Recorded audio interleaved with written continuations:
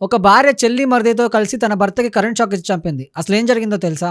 అతని పేరు సాయిలు, ఆమె పేరు కవిత. వీళ్ళకి పెళ్లయింది. పెళ్లైన ఫస్ట్‌లో బానే ఉన్నారు గానీ 15 ఇయర్స్ బ్యాకే వాళ్ళకి ఎయిడ్స్ అటాక్ అయిందనమాట. ఎయిడ్స్ అటాక్ అయిన తర్వాత ఇద్దరు సరిగ్గా కలుసుకునే వాళ్ళు గాదు. ఈమెకి సెపరేట్‌గా బాయ్ ఫ్రెండ్ ఉన్నాడు. ఆయనకి సెపరేట్‌గా గర్ల్ ఫ్రెండ్ ఉంది. విడాకులు తీసుకోకుండానే వీరు వేరువేరుగా ఉంటున్నారు. వేరువేరుగా ఉన్నప్పటికీ ఇద్దరికీ తరచూ గొడవలొచ్చాయి. ఈ సాయిలు కవితని తిట్టేవాడు. అప్పుడప్పుడు వీళ్ళిద్దరికీ గొడవ పడేది. దీని కారణంగా కవిత భర్త సాయిలు మీద తీవ్ర కక్ష పెంచుకుంది. కక్ష పెంచుకున్న తర్వాత ఎలాగైనా చంపేయాలనుకుంది. ఇంకేముంది, మరిది మల్లేష్‌కి, చెల్లెలు జ్యోతికి ఈ విషయం చెప్పింది. ఎలాగైనా చంపేద్దామంది. ఎక్కడో ఊర్లో ఉంటున్న సాయిలు దగ్గరికెళ్ళి మనిద్దరం హైదరాబాద్‌కి వెళ్దాం, కలిసి బతుకుదామని చెప్పి తీసుకొచ్చింది.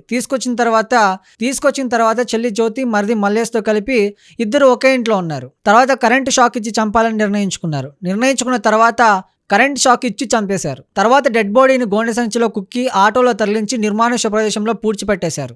పూడ్చిపెట్టిన తర్వాత కవిత ఏమీ ఎరగని దాని మాదిరి వాళ్ళ ఇంటికెళ్ళిపోయింది. ఇంటికెళ్ళిపోయిన తర్వాత ఊర్లో వాళ్ళందరూ భర్త ఏమైపోయాడని అడిగితే భర్త పనికెళ్ళాడు, తిరిగి రాలేదని చెప్పింది. గ్రామస్తులు నిలదీసి గట్టిగా అడిగితే జరిగింది మొత్తం చెప్పింది. కానీ ఇక్కడ పోలీసుల దర్యాప్తులు 2 వర్షన్స్ అయితే కనిపిస్తున్నాయి. ఆటో డ్రైవర్ చెప్పాడని, లేకపోతే గ్రామస్తుల సమక్షంలో ఈ అమ్మాయి ఒప్పుకుంది అని. ఇక్కడ ఏదేమైనప్పటికీ 15 ఇయర్స్‌గా విడిపోయి బతుకుతున్న భర్తను అలా తీసుకొచ్చి కరెంట్ షాక్ వచ్చి చంపడం అనేది చాలా దారుణం. సో ఇలాంటివి కూడా మన సమాజంలో చాలా జరుగుతున్నాయి కాబట్టి దయచేసి చాలా జాగ్రత్తగా ఉండండి.